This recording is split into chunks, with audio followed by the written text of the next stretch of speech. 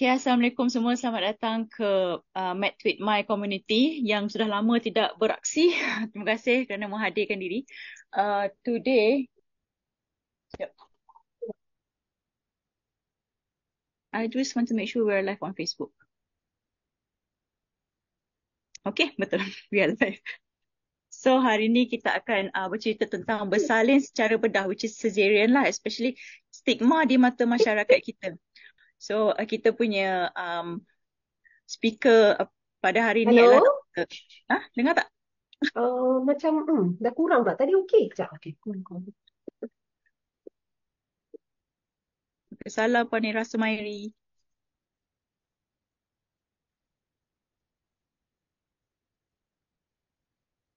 Okay, Doktor. Okay. Can Boleh I everyone start? hear me loud and clear? I boleh dengar you lah. Alright, excellent. Okay. Okay. So, So kita shall I kenal. start now? I tak kenalkan you lagi. Okay, Tak sabar Datin sabar Doktor. saya. I kenalkan diri Doktor dulu lah. Datin Alright. Doktor Umul Wahi atau lebih mesra dengan panggilan Doktor Umul setelah menamatkan ijazah perubatan beliau di Universiti Sains Malaysia USM pada tahun 1994 dan kemudian berkhidmat untuk beberapa hospital kerajaan dan swasta. Minat beliau dalam bidang obstetrik and gynecology mendorong beliau untuk menamatkan ijazah sarjana beliau pada tahun 2001. Di mana selepas itu beliau menumpukan khidmat komuniti dalam meningkatkan kesejahteraan dan produktiviti masyarakat terutamanya bagi golongan wanita dan kanak-kanak. Dr. Umul mengasaskan Hospital Umrah bersama suaminya Dr. Muhammad Rafi pada tahun 2006.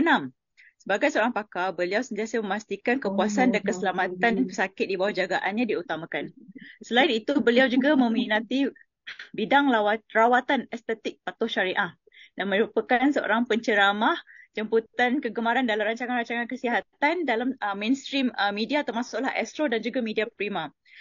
Datin Dr. Umul juga adalah seorang kolumnis tetap untuk akhbar bahasa Melayu Terkemuka Malaysia iaitu Metro Sihat. Selamat datang. Selamat datang. Such a Terima wonderful kasih. CV. Tenang kan tengok background saya? Ya, kita beban di pantai hari ni. Ya, Apa? Dr. Umul, Ya. dah kiranya daripada tahun 2001, kira Dr. Umul dah 23 years, 23 tahun lah berkhidmat sebagai pakar ONG ya? Ya. I am 55 years old now. Yes. Okay, you don't look your age. Thank you. Sebab itulah saya buat aesthetics. Alhamdulillah. One day I have to go to your place lah. Please, please. There are a lot of things that we can do from now without actually spending a lot of money. And it includes general macam common sense lah. Iaitu kita jaga tahap hidrasi, kita minum banyak air, kita jaga makanan kita jaga kesihatan kita dan kita selalu meletakkan general skincare iaitu kita bersihkan kulit, kita menggunakan toner atau serum dan moisturizer, sunblock. Tak ada orang kata shortcuts to this. Itu saja. Oh, kira tengok nak cerita pasal bersalin, dapat free advice pasal kulit. Ini In saya one. nasihatkan pada semua wanita atau mereka yang risaukan tentang penjagaan kulit dari umur yang muda. Hanya satu benda sahaja yang boleh menyelamatkan kulit kita, iaitu ketekunan kita untuk menjaga kulit kita dari usia yang muda. Usia muda maksudnya menjangkau 20 dan kita boleh jaga. I rasa banyak masalah dalam kita punya masyarakat lah. Kita cover dengan makeup instead of kita spend time and money on skincare. Totally, sangat betul. Dan kadang-kadang kita rasa skincare ni mahal penjagaan dia. Sebenarnya tidak.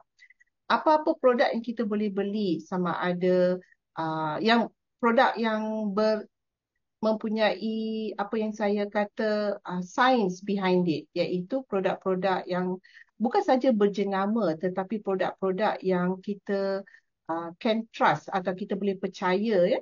Tidak mengandungi mercury umpamanya, yang kita boleh beli dekat farmasi. Kita perlu menggunakan produk-produk ini daripada usia yang muda dan kita ada banyak produk yang agak murah yang mampu untuk semua tahap bajet. Hmm. Bila kita dah ada masalah untuk nak memperbetulkan masalah tu, itu memerlukan dana yang lebih. Okey. Maksudnya maintenance lagi murah daripada repair. Definitely, maintenance way lagi murah dari repair. For sure. Okey. Tanpa membuang lebih banyak masa. Kita tak buang masa. No, kita tak buang masa. Tanpa melengahkan masa untuk tajuk kita. Perhaps Dr. Umul, yeah, you can take the floor. Silakan. Okey, insya-Allah. Assalamualaikum. Saya ucapkan salam sejahtera kepada semua hadirin yang sudi meluangkan masa untuk bersama kita hari ini. Kenapa kita memilih tajuk ini? Tajuk ini dipilih kerana ramai orang yang memandang pembedahan bersalin secara pembedahan ialah sesuatu kita hampir-hampir menjadi satu stigma di mata masyarakat. Apakah maksud stigma? Stigma ialah sesuatu yang kita rasa tidak setuju dan kita tidak setuju ni dengan satu perasaan yang sangat kuat. Stigma boleh umpamanya saya bagi contoh stigma pada kaum tertentu atau mungkin mereka-mereka yang kebudayaan tertentu, stigmanya ialah seseorang yang hidup bersama, katakanlah seorang perempuan yang hidup bersama dengan seorang lelaki tanpa ada hubungan suami isteri. Common law wife mungkin di negara barat itu bukan stigma, tapi di masyarakat kita mungkin orang Islam dan sebagainya merasakan itu satu perkara yang sangat dia tidak setuju, maka dia menjadi satu stigma dalam masyarakat. Itu umpamanya mereka yang bersekududukan tanpa ada ikatan perkahwinan. Ini contoh stigma. Jadi di dalam konteks perbualan kita hari ini, stigma ialah kerana mereka mendapati sekiranya berlaku kelahiran secara pembedahan, itu ialah satu stigma atau itu sesuatu yang tidak boleh diterima oleh seseorang. Terutamanya mereka berasa kelahiran secara pembedahan itu sesuatu yang tidak adil. Kita kena ingat wanita ni ialah seorang yang istimewa, insan yang sangat istimewa. Dari segi evolusi, kalau kita lihat, berikan saya beberapa minit untuk berceritakan evolusi. Evolusi ialah satu teori yang dikemukakan oleh Charles Darwin dan beliau mengatakan semua kehidupan di dunia ini bermula daripada satu single cell organisma. Satu organisma mempunyai satu sel, sel itu berkembang menjadi multi-cell organisma, menjadi peringkat-peringkat yang lebih tinggilah, amphibian, reptilian, seterusnya meningkatlah dalam proses evolusi. Jadi untuk makhluk-makhluk yang berevolusi rendah, tempat pembuangan najis besar, tempat kencing dan tempat untuk persetubuhan dan melahirkan anak ialah satu ruangan sahaja, satu saluran.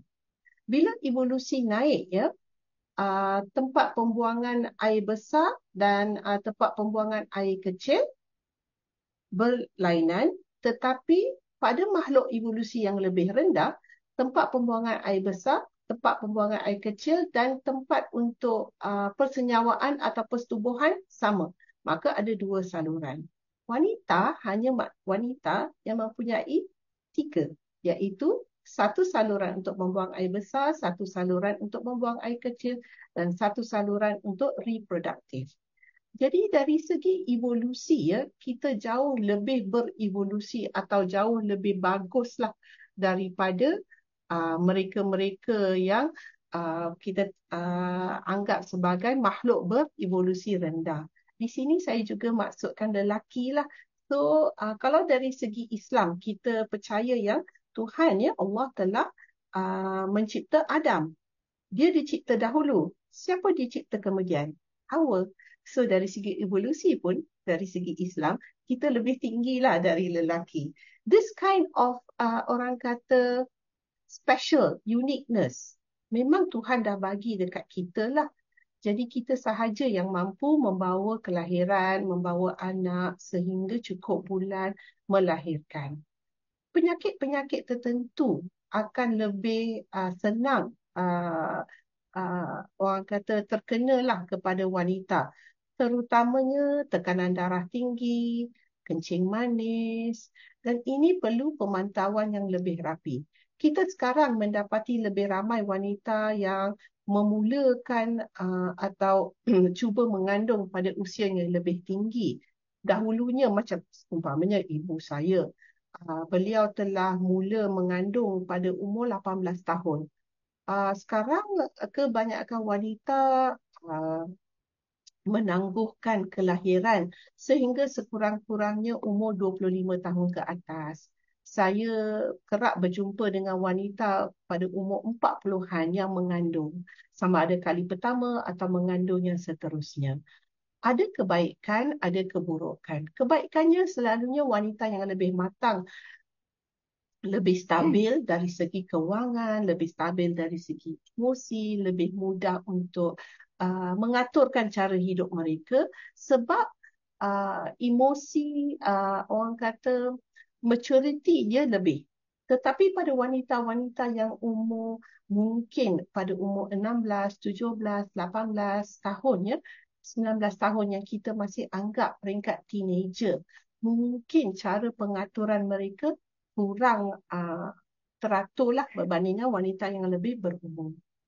Malangnya dengan kenaikan umur wanita, maka mereka lebih mudah untuk mendapat masalah-masalah tertentu, terutamanya tekanan darah tinggi, iaitu Pregnancy Induced Hypertension atau PIH, dan Gestational Diabetes, iaitu penyakit kencing manis semasa mengandung. Perubahan-perubahan emosi, fizikal, hormon, mental, kewangan, ini semua ya, the minute kita tahu kita mengandung, dia naik dekat kita punya kepala otak. Macam mana saya nak menjaga? Adakah saya mampu menjaga anak ni? Siapa nak menjaga anak ni selepas saya lahir? Bagaimana dengan career saya? Semua ni akan mula kita fikirkan. Ini ialah benda-benda yang orang kata menjadikan kita lagi stres. Tapi yang baik pula yang mengurangkan stres, lelaki ke perempuan? Kalau perempuan apa nama? Kalau lelaki apa nama? Muka dia macam muka saya ke? Macam muka suami ke? Perangai dia macam saya ke? Suami? Itu semua perkara-perkara yang kita akan fikirkan. Jadi bila kita cuba mengandung dan kita cuba jagalah semua ni, emosi kita, kewangan kita, kerja kita, kesihatan kita, perubahan-perubahan hormon semasa mengandung, semua ini boleh memberi kesan sama ada positif atau negatif. Kesan positif ialah bila kita mengandung, kulit kita cantik, tak payah beli produk mahal-mahal. Rambut kita ikal mayang, kita mungkin berasa badan kita lebih tegang, payudara kita merasa lebih tegang. Ini ialah benda-benda yang meningkatkan kecantikan pada wanita yang mengandung, seri di muka.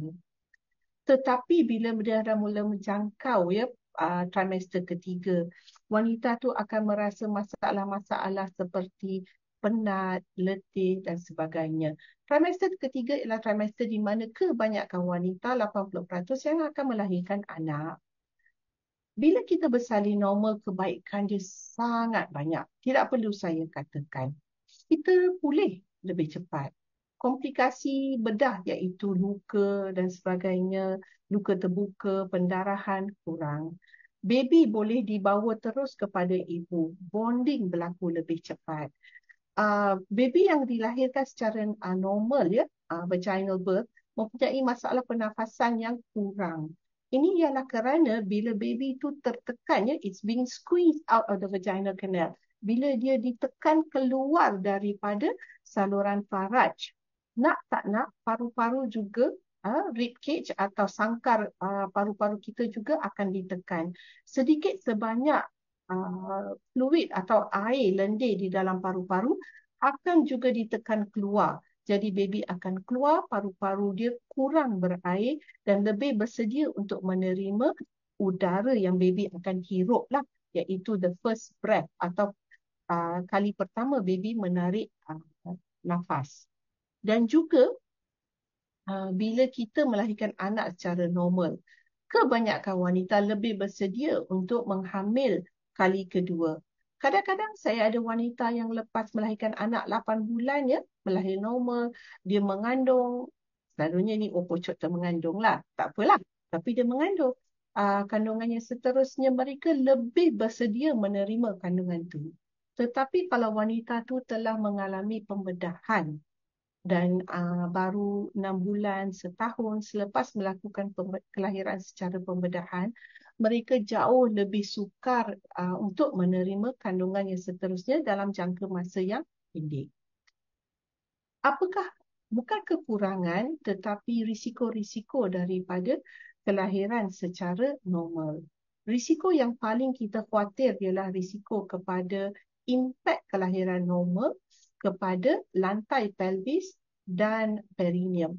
Perineum ialah kawasan faraj, pintu faraj, dan lantai pelvis ialah kawasan faraj yang memegang antara pintu faraj dengan dubur. Memang ada impak.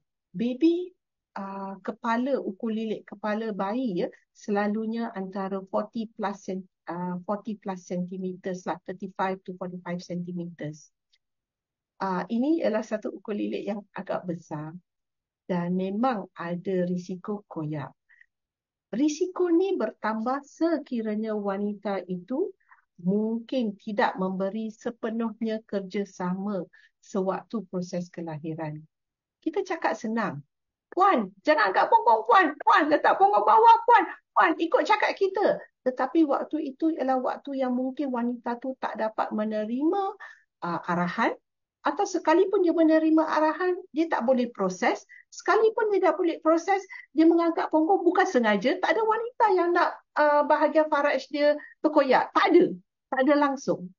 So, ini adalah benda-benda yang kita tak jangka. Kadang-kadang kita minta dengan doktor, doktor jangan gunting. Ya, doktor tak gunting, tapi risiko dia memang ada koyak. So, bergantung kepada satu rezeki kita, bagaimana efektif atau berpengalaman doktor di tangan mana-mana pengamal kesihatan. Kadang-kadang koyak boleh terlebih, kadang-kadang kekurangan. Kekurang koyak, kadang-kadang tak ada koyak langsung. Alhamdulillah. Tetapi kita tahu bila ada koyak di bahagian perineum ya, ada risiko-risiko kita kategorikan sebagai obstetric anal sphincter injury. OASIS lah. OASIS ialah koyak sampai ke dubur. Sampai cerut dubur terkesan. Jadi sekiranya itu berlaku, kita kata 3A, 3B, 3C atau na'udzubillah 4, ini ialah peringkat paling teruk, dia perlu dijahit semula.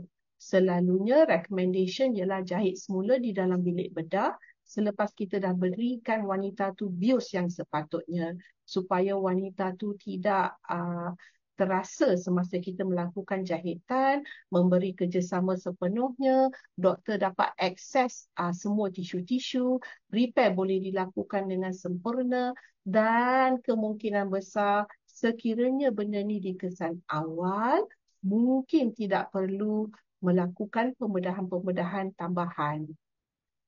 Sekiranya kita cuba bersalin normal, kita takut kadang-kadang lebih mudah kepada baby untuk berlaku kecemasan kepada bayi. Apakah kecemasan? Ialah kita namakan fetal distress. Kerana proses baby nak keluar dari pintu faraj ke dunia luar beberapa sentimeter, tetapi proses tu sangat memberi tekanan kepada bayi. Ada keadaan-keadaan tertentu ya buat masa ini HIV, tetapi at one point semasa kandungan COVID, bila ibu tu COVID positif, dia tengah COVID ni dan dia mengalami proses ingin bersalin ya, goes into labor, memang recommendation pada waktu itu oleh WHO, World Health Organization, ialah melakukan pembedahan kelahiran secara pembedahan, kerana dengan kelahiran secara pembedahan kita dapat mengurangkan risiko transmisi COVID daripada ibu kepada anak. Itu ialah recommendation pada satu waktu semasa zaman COVID paling memuncak. Tetapi sekarang saya rasa recommendation ialah untuk melihat case by case basis. So tidak semestinya ibu yang mempunyai COVID diwajibkan melakukan pembedahan secara kelahiran secara pembedahan. Tetapi pada ibu-ibu yang mempunyai HIV, Human Immunodeficiency Virus, atau nama lain yang mungkin kita kenali sebagai AIDS, memang recommendation tetap sama. Sejak tahun 90-an sehingga sekarang, sekiranya ibu mempunyai HIV atau AIDS, kita memang menyarankan wanita itu untuk melahirkan anak secara pembedahan. Sebab dengan itu kita dapat menurunkan risiko transmisi daripada ibu kepada anak.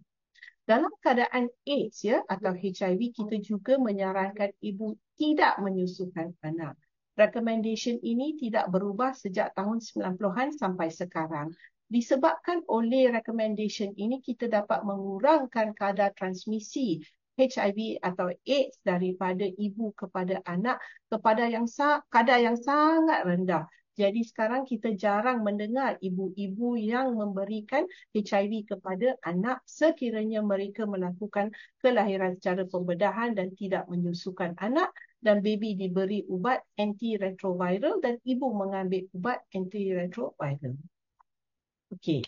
Kalau kita melakukan kelahiran secara pembedahan, sedikit sebanyak ini ialah elektif atau planned cesarean section.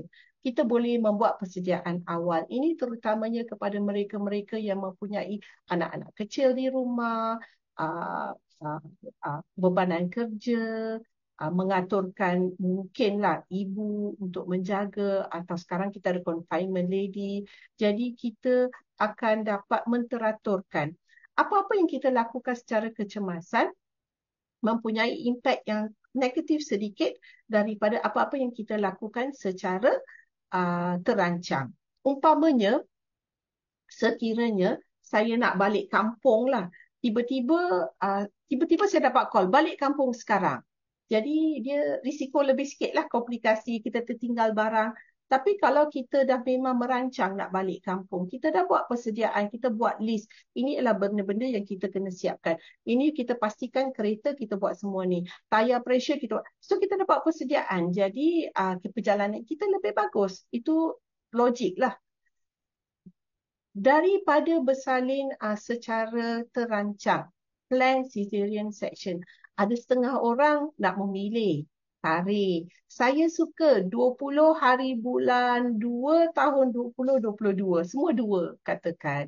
So masa saya ingat masa 8 Ogos 2008. Oh, ramai orang minta. Jangan cakap Chinese je, tapi ramai orang minta, suka tarikh tu. Tahun ini umpamanya dari segi kalender Cina, Dragon. Jadi anak-anak yang lahir tahun ni adalah Golden Dragon. So ramai orang cuba nak melahirkan anak pada tahun ni. Jadi dalam hal ini kita dapati yang ibu-ibu mungkin memilih tarikh atas sebab-sebab tertentu. Birthday dia, birthday suami, tarikh anniversary, anak yang terdahulu lahir pada hari yang sama, special date, special time, itu terpulang. Jadi dari segi bersalin secara terancang, kita boleh entertain request-request atau permintaan begini. Dalam keadaan-keadaan tertentu, nak tak nak, ibu terpaksa melahirkan anak secara pembedahan, iaitu sekiranya bayi songsang. Saya baru berceritalah tentang ini sebelum tahun 2000. Kan saya grad sebagai gynae 2001. Tapi semasa saya started training as a gynecologist in 1997. Saya started becoming a houseman in 1994. Semasa tahun 1994, kami dilatih untuk melahirkan anak songsang secara normal. Sejak tahun 2000, satu dunia telah mencapai satu persetujuan berdasarkan Hannah Trial untuk jangan melakukan kelahiran songsang secara normal kerana ia mempunyai impak yang negatif kepada anak. Jadi recommendation seluruh dunia ialah sekiranya wanita tu mempunyai anak yang songsang, memang recommendation ialah untuk melakukan pembedahan secara terancang. Sekiranya uri di bawah, macam mana baby nak keluar? Uri kat bawah, berlaku pendarahan. Sekiranya baby menunjukkan tanda-tanda dia lemas atau stres, atau kita sangkakan baby ini terlalu besar untuk ibu. Okey, atau tali pusat baby berada di bahagian bawah. Ini ialah antara lain sebab-sebab kita akan melakukan pembedahan secara terancang. Kekurangan dia agak banyak. Melahirkan anak secara terancang. Walaupun kita telah melakukan semua perancangan kita, tempoh pulih kita lebih lama. Recovery time longer. Kesan pada kehamilan akan datang.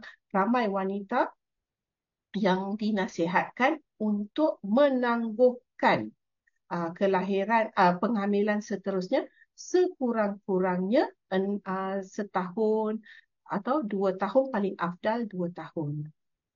Baby-baby yang dilahirkan secara secara terancang, elective cesarean section, lebih berisiko mendapat masalah paru-paru yang kurang matang.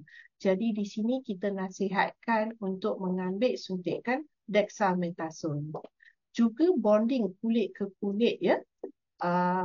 Bonding kulit ke kulit kurang sebab wanita tu bukan dalam satu keadaan yang dia berupaya untuk nak memegang bayi.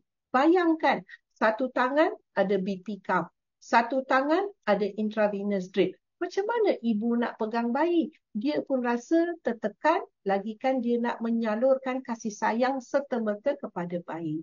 Jadi ini antara benda-benda yang kita perlu fikirkan. Untuk membuat satu keputusan, sama ada saya akan melakukan kelahiran secara normal atau secara pembedahan, bukan satu keputusan yang mudah. Kadang-kadang ada ibu yang datang dan kata, okey, saya nak caesar. Saya perlu tanya kenapa. Saya perlu, orang kata, work hard untuk find out apa masalah ibu tu. Di mana kita akan bagi tahu kebaikan dan keburukan. Kadang-kadang kita layan, kadang-kadang saya memang menggalakkan wanita untuk cuba normal. Sekiranya wanita mempunyai concerns tertentu, kerisauan, kakak saya cuba macam ni, ini berlaku, jadi saya takut. Saya tengok ini berlaku, saya takut. Atau kehamilan saya atau kelahiran saya yang dulu ini berlaku, saya takut. Jadi kita kalau perasaan takut tu kita akan cuba menangani dengan counselling. Kita akan bagi tahu apa yang sebaiknya. Kita akan bagi tahu apakah future pregnancy, komplikasi, dan sekiranya ibu masih inginkan kelahiran secara terancang dan pembedahan, maka kita akan ikut dengan sokongan keluarga. So ini adalah satu keputusan yang sangat berat kita lakukan kecuali kita pasti itu yang terbaik. Sekiranya kita cuba normal, kita masuk labor room, kita cuba normal, tiba-tiba untuk apa-apa sebab terpaksa melakukan pembedahan. Selalunya ialah kerana jalan tak buka, kerana baby tu tertekan, stres, baby dah terberak. Baby kencing dalam rahim tapi tidak boleh berak dalam rahim. Ingat, semua baby yang sihat perlu kencing di dalam rahim tapi tidak boleh berak. Sekiranya baby berak, itu tanda stres. Atau kita dapati ibu mempunyai masalah tertentu kerana tekanan darah yang terlalu tinggi, maka kita akan melakukan pembedahan secara kecemasan. Jadi antara lainlah yang kita risau. Kenapa baby stres? Ialah dia tertelan najis, baby yang terbelit tali pusat. Ini menakutkan, tetapi apa yang saya ingin tekankan, doktor selalunya akan memberi kita idea yang tertentu apakah yang lebih selamat untuk kita dan lebih selamat untuk anak kita. Sekiranya kita mempunyai isu-isu tertentu yang kita dah kenal pasti sebelum kita proceed kepada kelahiran, iaitu anak kita terlalu kecil. small IUGR, intrauterine growth restriction. Baby ni terlalu kecil sebab pembesaran dia terhad. Untuk apa-apa sebab. Mak ada tekanan darah tinggi, maka dia affect baby. Anak saya begitu. Pada minggu ke-37, keluar 2.3 kilo je. The first thing I said to my son masa dia lahir, why are you so small? I said, baik dia tak boleh jawab. Kalau dia jawab, mak, sebab mak darah tinggi lah, kita kecil. Baik. Tapi itu sesuatu yang kita risau. Kalau air ketuban kurang, itu pun kita risau. Ingat, apakah air ketuban? Air ketuban ialah air kencing baby. So lagi banyak. Untuk kita, anak saya yang saya cerita tadi tu sekarang dia umur 11 tahun, dia tengah demam kat rumah. So saya akan monitor kencing dia. Kencing tak cukup, saya marah dia. Tak cukup minum air, patutlah demam. Mana nak baik demam? Umpamanya. Jadi bayi dalam rahim pun perlu kencing. Kalau baby kencing bagus, janganlah banyak sangat. Apa-apa dalam hidup ni ya, tak boleh over, tak boleh under. Kita macam Goldilocks, must be just nice. You cannot have too much of urine, cannot have too little. Kalau too much of urine, terlalu banyak air ketuban, itu cerita lain. Itu pun masalah. Kalau terlalu sikit kencing, terlalu sikit air ketuban, itu oligohydramnios. Itu pun cerita lain. Jadi itu semua boleh memberi petanda yang baby mengalami stres. Ibu yang ada tekanan darah terlalu tinggi, bayi yang denyutan jantung dia, again, ingat Goldilocks rules. It must be just nice. Kalau jantung terlalu tinggi atau terlalu laju, denyutannya terlalu rendah pun tak boleh. It should be antara 110 hingga 180 beats per minute. Banyak sebab yang kita perlu pertimbangkan, ya, banyak faktor yang perlu kita pertimbangkan sebelum kita decide untuk melakukan pembedahan. Jadi untuk stigma, kenapa orang berstigma tentang kelahiran secara pembedahan? So antara stigma-stigma dia ialah susahlah nak jaga, berpantang. Mak ada ibu nenek lah yang kata kat saya, doktor kalau anak saya dia Caesar, doktor susah. Saya dulu salin normal, saya tak tahu nak jaga orang yang Caesar macam mana, orang yang operation. Sebenarnya jawapan sama, pantang dia sama, penjagaan dia sama. Cuma satu je nasihat saya. Nasihat saya ialah kalau inginkan hidup yang sihat, kena amalkan gaya hidup yang sihat. Jadi kita perlu jangan makan gula. Di waktu pantang, orang datang bertandang nak tengok kita, nak tengok anak excited, bawa kek, secret recipe, bawa coklat, bawa ini, bawa itu. Semua ini adalah gula. Gula akan melambatkan tisu healing, pembaik pulihan tisu. Jadi saya nasihatkan untuk semua wanita selepas melahirkan anak, normal atau secara pembedahan, jangan gula, jangan makan gula langsung. No sugar. The only sugar is your baby. That's sweet enough for you. Jangan ambil gula yang berlebihan. Kalau boleh, elakkan gula. Elakkan gula, elakkan benda manis untuk 2 minggu. Kenapa 2 minggu? Selepas 2 minggu, tisu-tisu dah sembuh. Once tissue healing has happened, once kita punya luka dekat rahim dah tertutup, dia tidak akan terbuka balik. So ingat, jangan ambil gula. Amalkan gaya hidup sihat. Ramai wanita kata, alah doktor, susahlah, saya tak boleh makan umpamanya ayam. Saya tak agree. Sebab kalau kaum Cina lah, lepas melahirkan anak, walaupun secara normal atau pembedahan, mereka akan diberi sup ayam. Siang malam, pagi petang, sup ayam, sup ayam, sup ayam. Sup ayam, sup ayam, sup ayam. Itu dia orang makan. Sihat pula. Kita pula takut nak makan ayam, nanti gatal. Takut makan ni, takut nak makan tu. Sebenarnya tidak. Kalau kita tengokkan di negara-negara barat, ya, Mak Saleh lah. Saya ada patient yang Mak Saleh, seminggu lepas cesarean, 10 hari, dia nak tengok suami dia main rugby. Dia bawa anak dia letak dalam pram, pergi main tengok suami dia main rugby dalam panas-panas tu. Semua orang, yang Asia lah, yang Chinese, yang Indian, yang Malay, kau bawa anak kau pantang, kau macam ni. Tak ada apa pun. Sebab dia semua di sini, dalam minda kita. Dia rasa dia sihat. Dia bolehlah keluar berjalan. Tapi kita yang takutkan dia. Jadi kita kena ingat, fikiran kita kena positif. Jangan melakukan sesuatu yang kita rasa membebankan diri kita sendiri. Umpamanya semasa saya berpantang, mak saya cubalah nak ngongah-ngongah, tak boleh buat ni, tak boleh buat tu, jalan biar sopan sikit. Saya melakukan pembedahan sebab anak saya, tekanan darah saya tinggi dan anak saya kecil dan anak saya duduk melintang. Okay, it tick all the boxes lah, terpaksa saya melakukan pembedahan. Tetapi saya bagi tahu ibu, tadinya sebab saya tak boleh naik turun tangga. 3 hari mak saya jaga kat rumah. Hari keempat dia tinggalkan saya. Dia kata tak boleh lah, kau ni tak nak dengar cakap. Sebab saya naik tangga, turun tangga, saya nak air, saya turun tangga, saya pergi dapur, saya tiba-tiba lapar, saya pergi, saya minta makanan. Saya tak adalah macam permaisuri duduk, tak nak bergerak. Sebab saya tahu, bila saya berjalan, apa yang berlaku? Pengaliran darah bagus. Saya juga mengamalkan gaya hidup yang sihat sebab movement is important. Dan saya tidak mahu dikongkong oleh kepercayaan-kepercayaan yang saya tidak selesa. Jadi ini adalah nasihat kepada semua ibu dan ayah. Kalau kita rasakan sesuatu kepercayaan atau sesuatu penetapan, satu rule, masa pantang, kau kena buat macam ni, sini, sini, sini. Kau tak boleh buat sini, sini. Dan kita tak selesa dengan rule tu. Kita fikir, adakah dia bagus atau tidak bagus? Apakah logik di sebaliknya? Dan kemudian kita decide, saya akan ikut atau tidak. Sekiranya risau, dapatkan nasihat dengan pakar perubatan atau pihak pegawai kesihatan. Kerana kita nak tak nak doktor atau nurse atau bidan, kita deal with thousands, hundreds and thousands of women. Kita melahirkan ramai anak. Ibu, kita berhadapan dengan ibu, kita ada berhadapan dengan ini, dengan itu.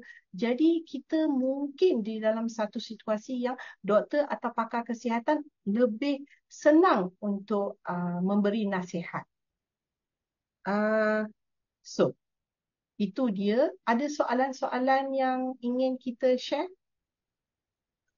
Daripada audience belum lagi. Tapi daripada saya ada banyak. Sebab saya sendiri Banyak. pun walaupun saya dah apa orang panggil pencen dalam proses menambah anak, insyaAllah. InsyaAllah. Sebab saya pun insyaAllah saya dah ada 4. Tapi my first child memang saya bersalin Caesar lah.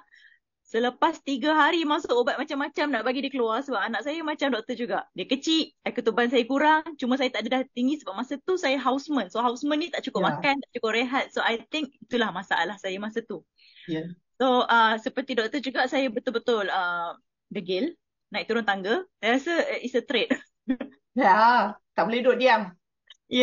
So I notice soalan ni dia adalah berdasarkan pengalaman saya sendiri dan juga pengalaman banyak ibu-ibu lah. Kalau lepas bersalin Caesar, of course bersalin Caesar berbanding dengan bersalin biasa kan. Kita punya apa orang panggil layer perut kena lapar tu, orang kata 7 lapis. Okay.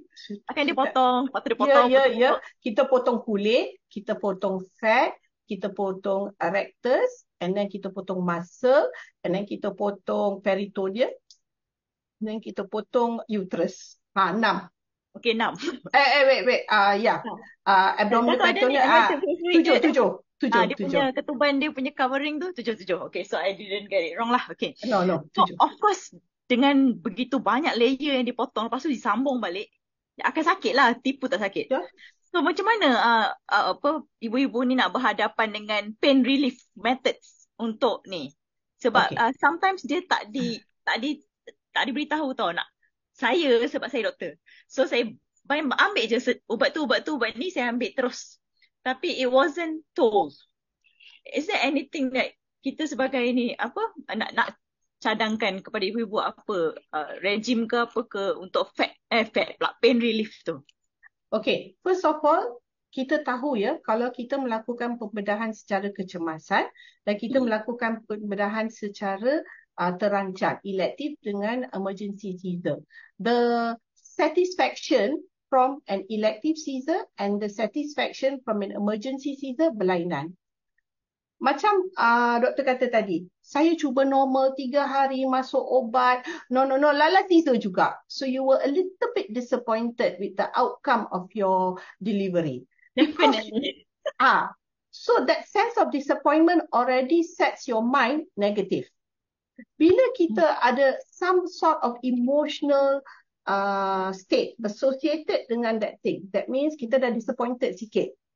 Everything kita rasa lebih. Any negative feelings, sakit akan lebih. So kita dapati wanita yang mengalami pembedahan secara terancang, elective cesarean, they have a more positive how do you say, dia akan memberi pandangan yang lebih positif lepas ke cesarean. So kalau kita ada dua wanita, satu normal, satu kecemasan, satu terancang, yang terancang akan kata, oh my cesarean was nice, I enjoyed it, I didn't have much pain, because dia punya psycho, dia punya minda is already set up in a positive way. Alright. Now, I agree. Kalau kita melakukan pembedahan, kita kenalah bagi pain relief, bagi ubat tahan sakit. Di sini saya tak faham kenapa orang tak bagi. So, sebelum sakit, kalau kita beri ubat tahan sakit, dia lebih efektif daripada sesudah pasien tu mengadu, tekan loceng 4 kali, saya sakit, baru kita berikan ubat.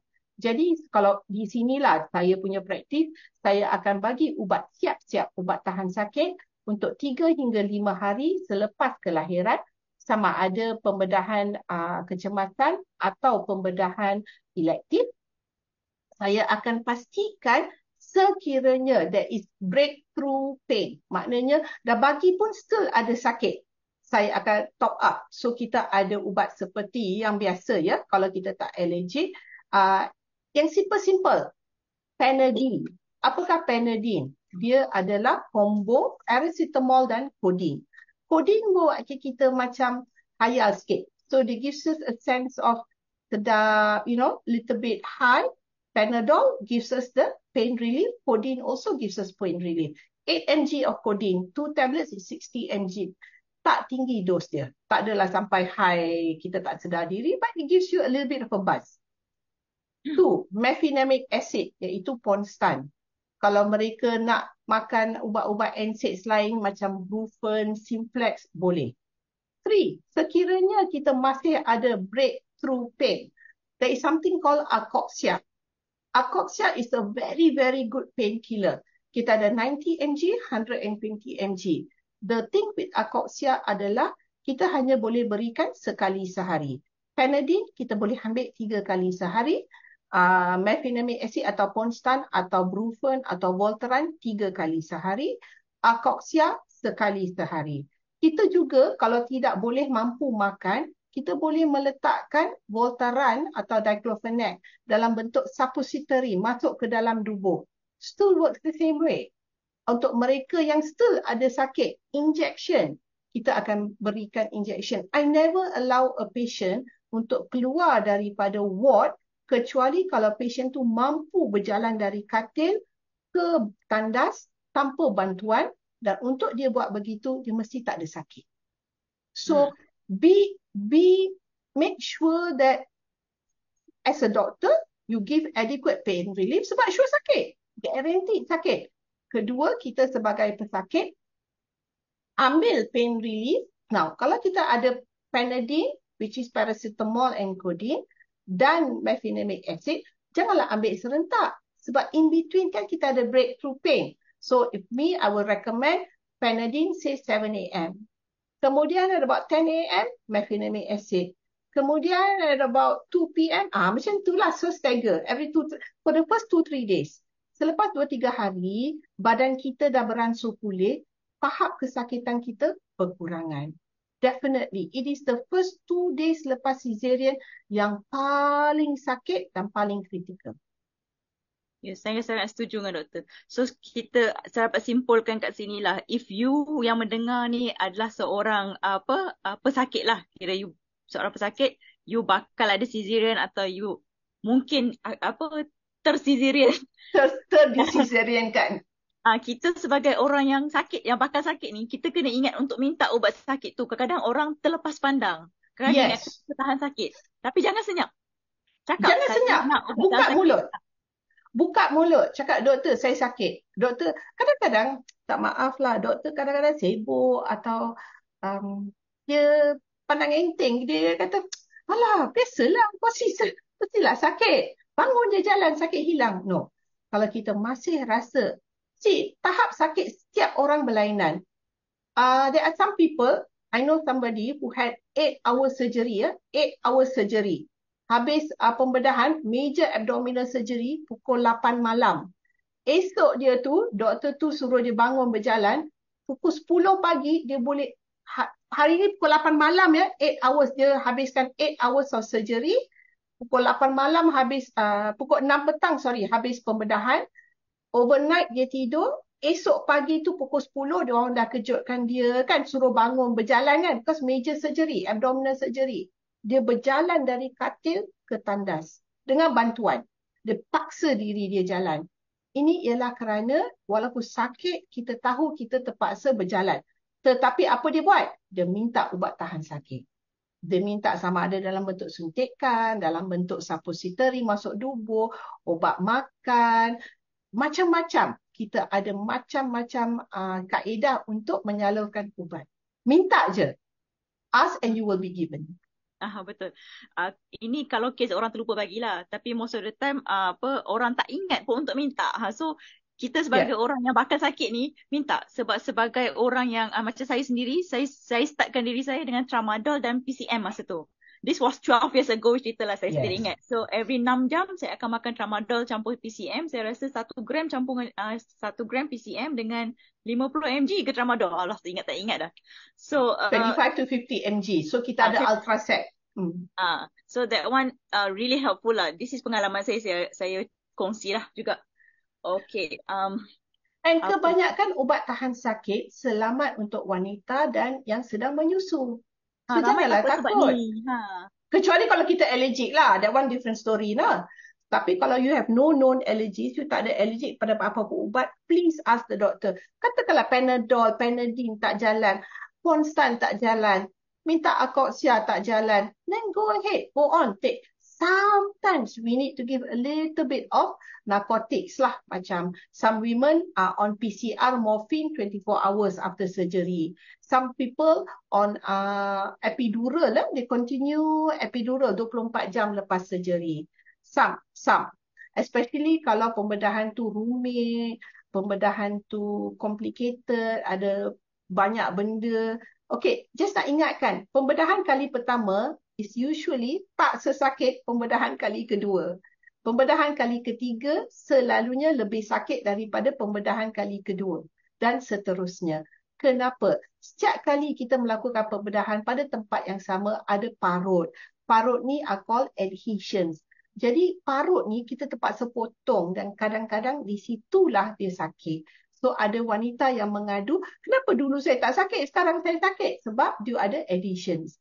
Kedua, sekiranya kita melakukan tubal ligation atau ikat semasa kelahiran secara pembedahan.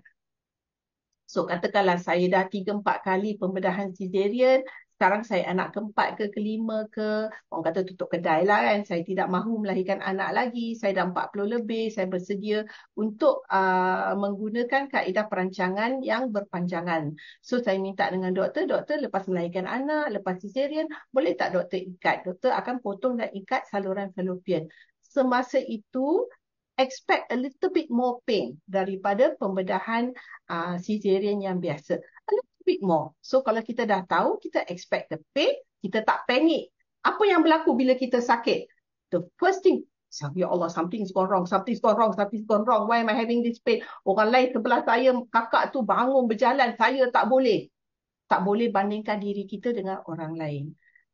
Orang kata ukur baju kan, badan sendiri. So you cannot, kadang-kadang ada juga yang pegawai kesihatan ke, makcik-makcik kita, okey je kau tidak happy tak boleh jalan. Yang make us feel very bad lah. Sebenarnya tak. Everyone is an individual and everything is different.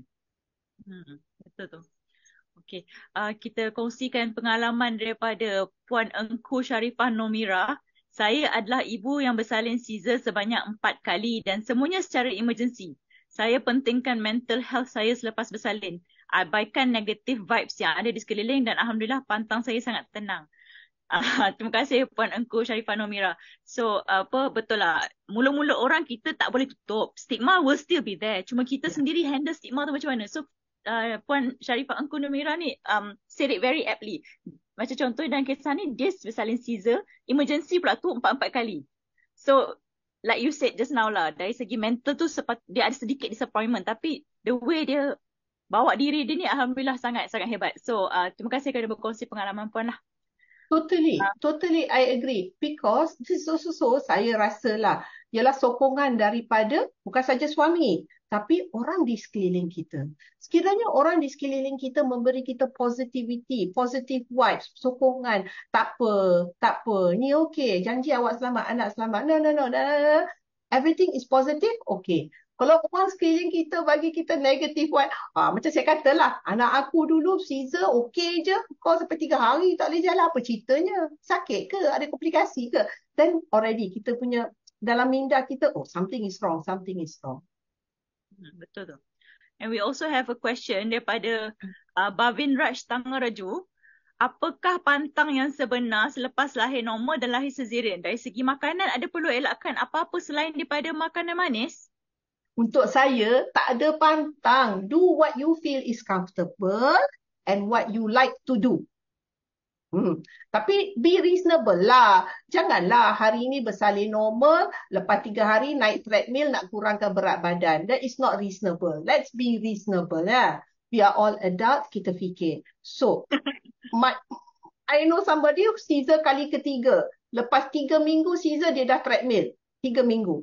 She waited until semua dah settle. So, there was one famous, I cannot remember. She was a model or something. Throughout pregnancy, she was exercising. She had a cesarean. Lepas tu, lepas seminggu, wound dia dah heal, semua dah cantik, luka dah okay. She went back on the treadmill. Because that's something she enjoys doing. So, Serena Williams, if I'm not mistaken, dia main tenis, professional tenis. Dia ni melompat-lompat until she was about 4 or 5 months pregnant. She didn't believe in something holding her back. The same thing dengan kita. You must be reasonable. Especially certain cultural limitations. Katakanlah, macam saya katakan, orang Melayu tak boleh makan ayam. Orang Cina, ayam je siang malam pagi petang. Orang India kata, jangan minum air, nanti sembab. Salah. So certain things I totally disagree. Minum air kosong banyak. Memang semua wanita, terutamanya kalau kita melakukan pembedahan, lepas bersalin, kita memang akan have some amount of water retention. This is a physiological thing. Maknanya it's normal. The more water you drink, the more you will be peeing. Lagi banyak kita kencing, and it will help in removing excess fluid. Kecuali kita tidak digalakkan minum air kerana ada penyakit jantung atau tekanan darah yang sangat tinggi sampai ada air dalam paru-paru.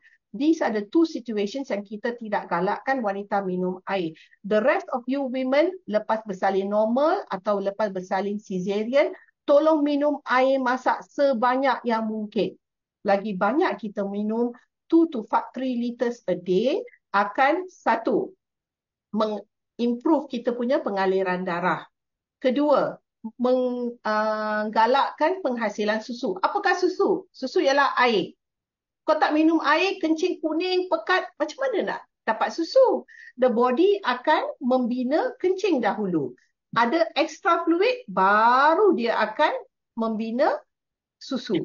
So kalau kita tak cukup air, macam mana nak buat susu? Kita angan-angan, nak susukan anak. Tapi kita takut minum air. Tak logik.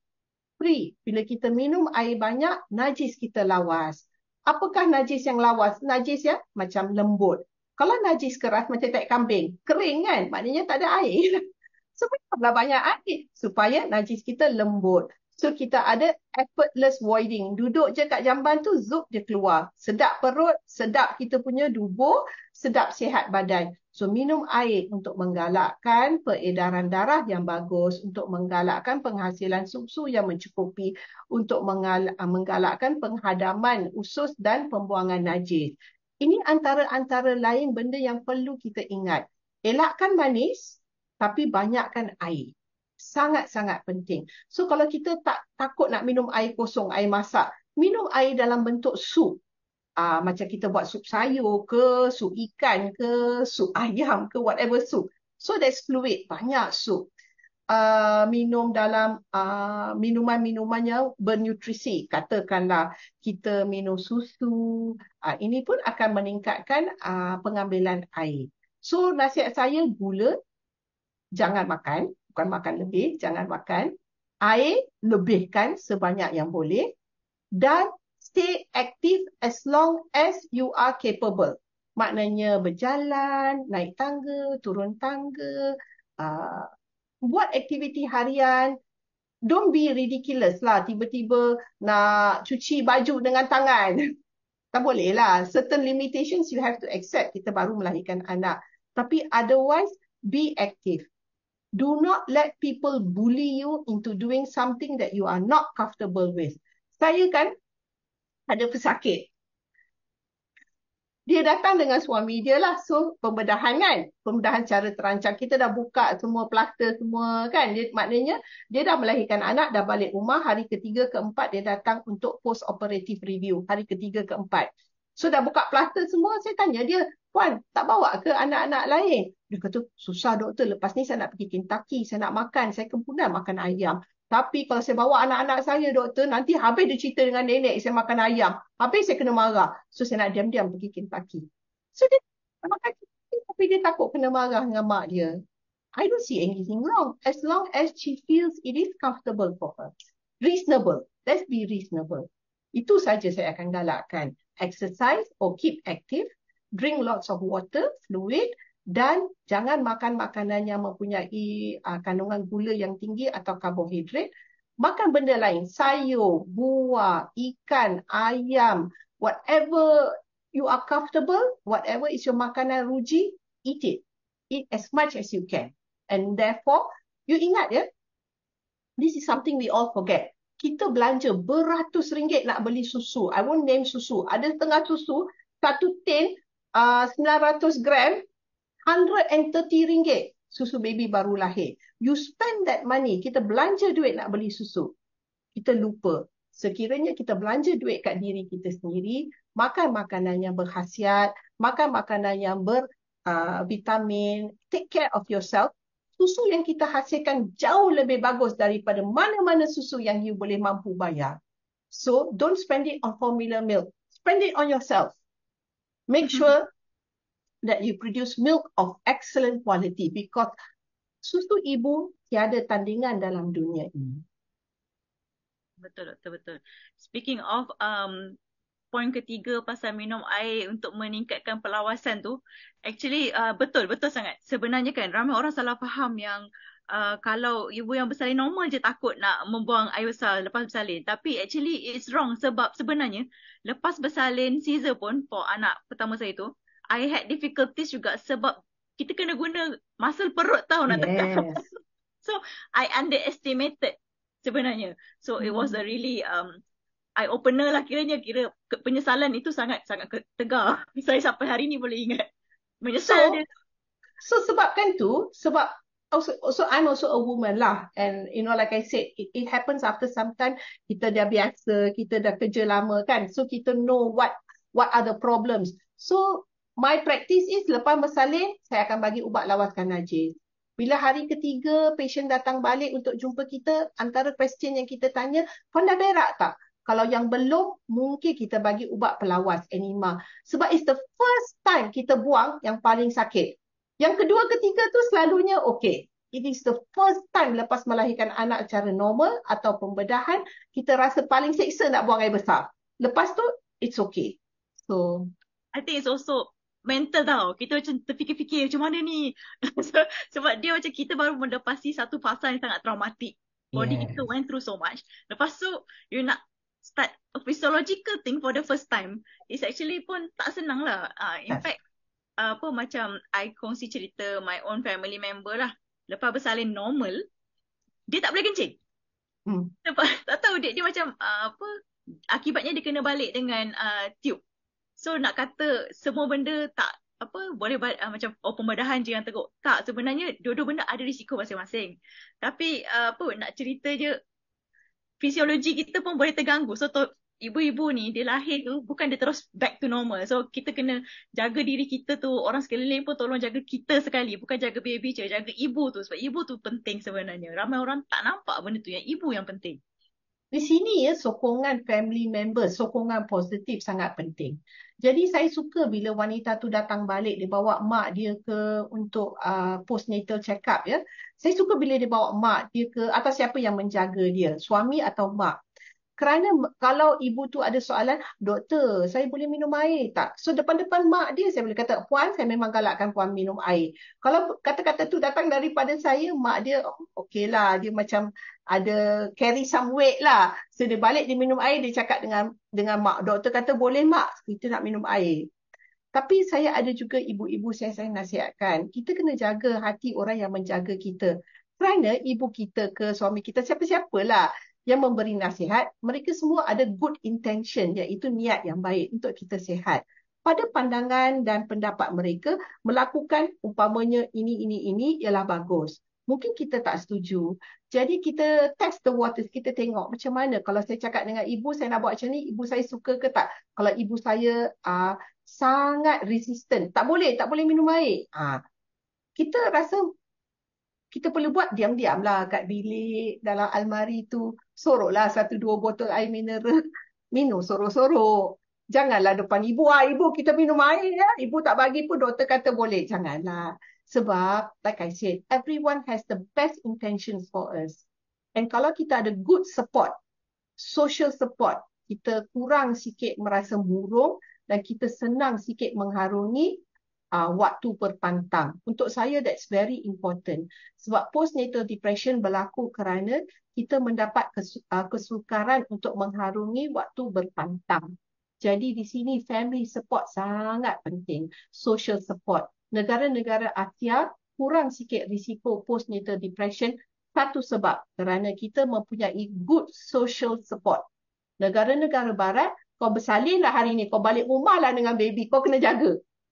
Nurse datang sehari sekali, 2 hari sekali, 3 hari sekali. Tapi the responsibility of taking care of that newborn is 100% yours. Susah. So kita kena bersyukurlah kita ada mak, kakak, suami, somebody to tolong fungsi. And another advice I give newborn for mothers who just had babies. Ini mak saya ajar saya. Dia kata, mak dah tua. Mak nak jaga anak malam-malam tak boleh. So, malam, you stay up and take care of the child. Siang, I will take care of the child. So what I used to do is, I used to sleep. Pukul 9 pagi, orang semua dah pergi kerja kan? I'll sleep right up to 12 noon. So that time, my mother akan jaga anak. Then I will sleep. After lunch, I have a very heavy lunch. I will sleep from about 3:30 until 5:30. Then everyone comes home kan? So I have my sleep. Then from 10 p.m., my mother goes to sleep. Then now I will take care of the baby. Ini waktu zaman-zaman baby kan bangun 2-3 jam, 2-3 jam waktu pantang. That was very important for me. Sebab it allowed me to sleep in the daytime and my mother tolong jaga anak. And then my mother used to say, bila baby tidur, kau pun cepat-cepat tidur. You have to sleep when the baby is sleeping. Ini petua-petua orang tua lah, which I thought was very useful. So if we have somebody yang boleh support, jangan dua-dua stay up at night, dua-dua stay up in the morning. I see a lot of parents do that. Dua-dua stay up in the night time. By time morning, dua-dua penat. Siapa? After some time you get irritated. So you must take turns. I actually agree, and that my mom pun bagi nasihat sama. Dia kata, jangan jealous yang suami tu tidur malam. Sebab siang tu dia boleh tolong.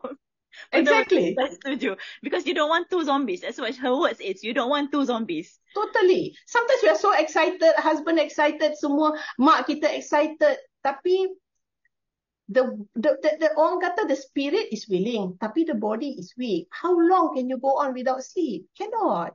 So you need to sleep. You need to sleep. You need to curi-curi tidur. So when my mother takes care of the baby, maknanya baby bilik lain kat bawah. Saya tidur kat atas. Kalau baby menangis pun saya tak dengar. Macam itulah. So that I can get my 2-3 hours of sleep. Uninterrupted sleep. Very important. Apa nama? Okay, now we have I think 2 more questions to go last. Orang selalu takut. Kenapa nak kena cucuk 2 minggu lepas bersalin tu? Nanti kot bulan. You see, last time, okay, like I said lah, I started training. I graduated in 1994. I became a houseman. Masa tu tak pernah dengar pasal low molecular weight heparin. Tak wujud saya rasa dalam Malaysia ni. Maybe kat dunia ada, Malaysia tak ada. By the time 2001, it was only used untuk apa yang kita namakan high risk pregnancies. Mak yang obese sangat lah. Mak yang ada darah tinggi yang teruk. Mak yang ada complications masa kelahiran. Itu pun ketua jabatan kena sign baru bagi. Sekarang kita bagi kepada semua wanita sebab one of the risk of darah beku berkurangan semasa kita menggunakan low molecular weight heparin atau heparin, iaitu anticoagulant. Ini telah mengurangkan kematian ibu selepas melahirkan anak. Kita tidak nampak lah. Tapi like I said lah, from 1994 until now, almost 30 years, I have seen the reduction dalam cases disebabkan oleh kehadiran darah beku. Don't be mistaken ya, kehadiran darah beku atau pulmonary embolism disebabkan oleh blood clot boleh juga berlaku pada wanita-wanita yang telah melahirkan anak normal. Sekiranya mereka mempunyai tekanan darah tinggi, sekiranya mereka obese, sekiranya mereka tidak berjalan, duduk. There was one case about 5 or 10 years ago, wanita tu daripada katil pergi toilet, toilet pergi katil. Dia tak pergi mana-mana selama 2 minggu. Dia takut nak bergerak. Maka dia telah mendapat pulmonary. One day she got up, berjalan, dapat pulmonary embolism. Masuk ke paru-paru dan unfortunately there wasn't much that kita boleh buat untuk dia lah. So what I'm trying to say is, if you are orang kata reasonable, minum banyak air and stay active, yes, you need heparin or low molecular weight heparin, anticoagulant, but it depends on your risk. Some kita bagi for 5 days, some kita bagi for 10 days. Now the recommendation is 14 days. Tetapi you can discuss with your doctor how long you want to continue. Not everyone's risk is the same. But I would give it across the board for all caesareans. Because the one patient you don't give, sekiranya berlaku komplikasi, I cannot answer. I don't have to answer to a court of law. I have to answer to God.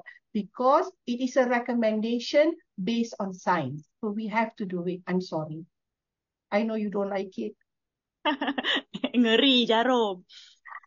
Okay. Okay, let me share you my experience. Okay. Because I had a very traumatic obstetric history lah dari segi, it took me 17 years to conceive my son.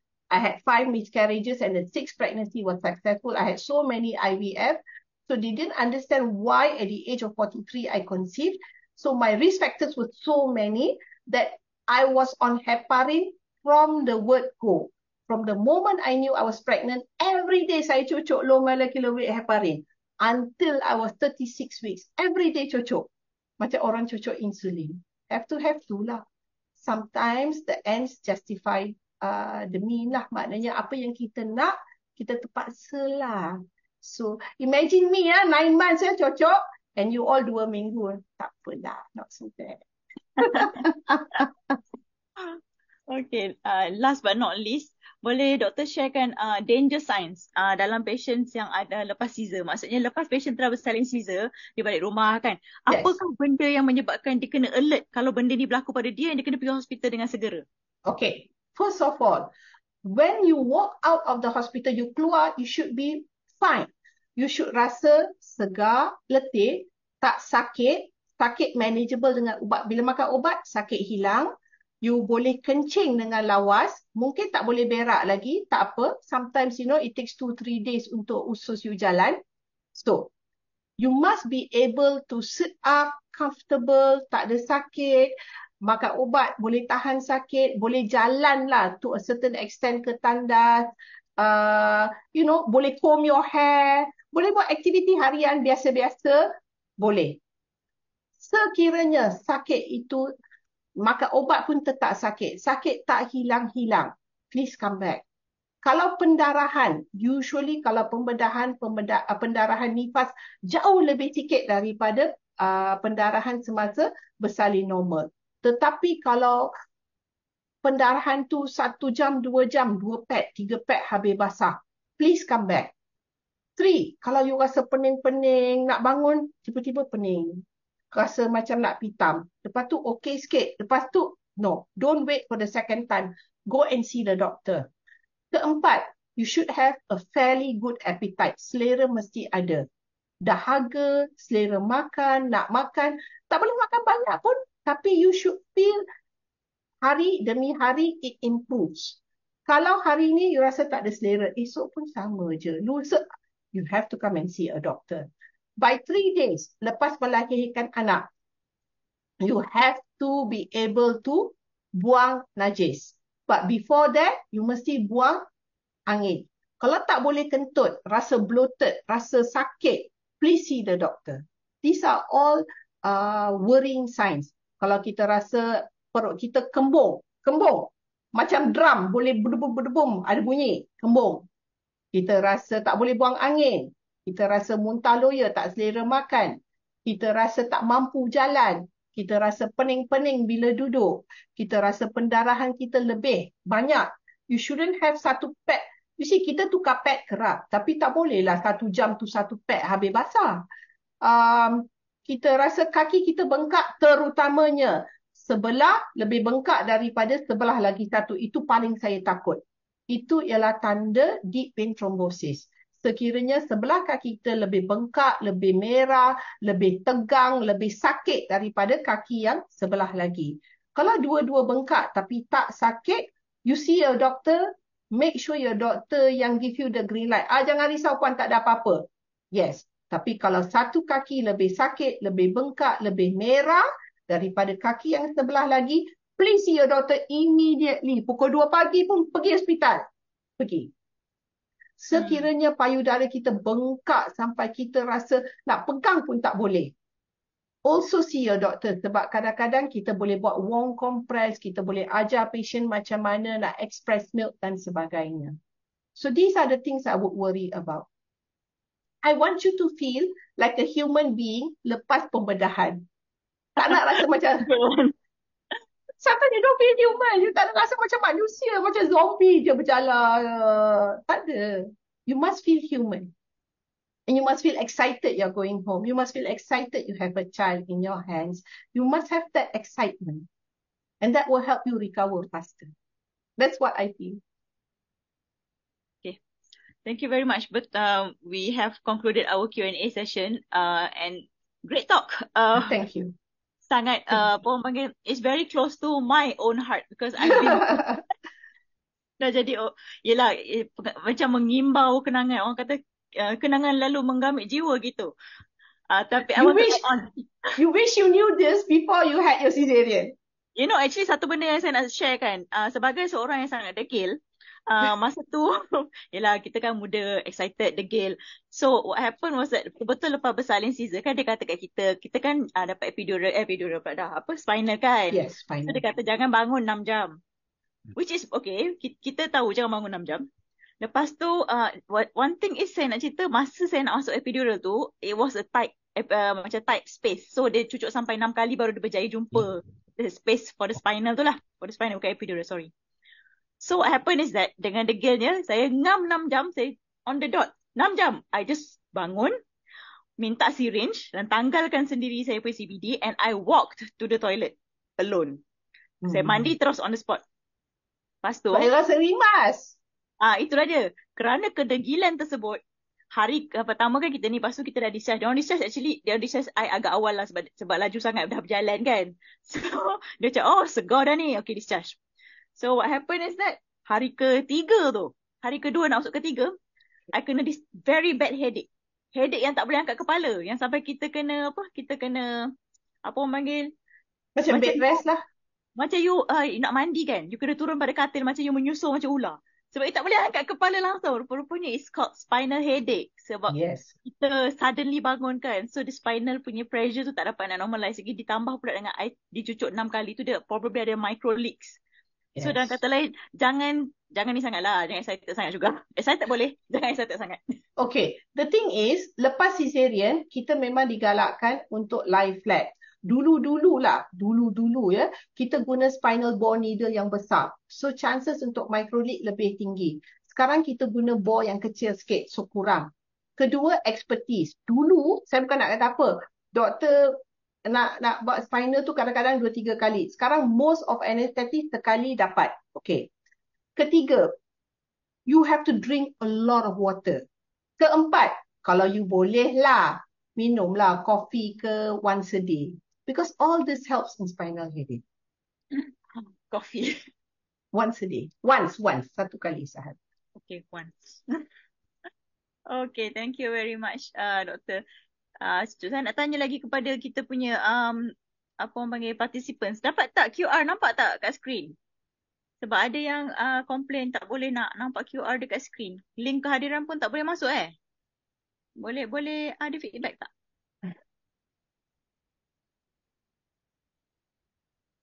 Puan Nurul Nazihah, Aida, Puan Ku Sharifah Nomira. Oh dapat, okay, Alhamdulillah. Nice to know.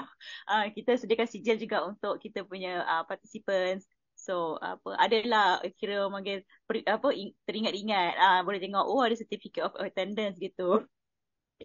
So we hope that hari ni punya topic has really been helpful kepada semua kita punya participants. For us to be more apa orang panggil bersedialah untuk menghadapi apa jua jenis kelahiran yang kita bakal hadapi. Bukan kita je, mungkin kita punya adik, mungkin kita punya isteri, kita punya kakak, apa anak, mana tahu ada mak-mak yang tengah tengok sekarang, mak kepada anak yang tengah mengandung, we never know. Orang-orang zaman sekarang makcik-makcik pun very IT independent. So we hope that is what do you call that, talk yang bermanfaat lah untuk semua. So thank you very much. Thank you so much, Dr. Umul, for being with us tonight. And thank you everyone for listening to me. we enjoyed your talk. Thank you so much. So we stop here. Thank you.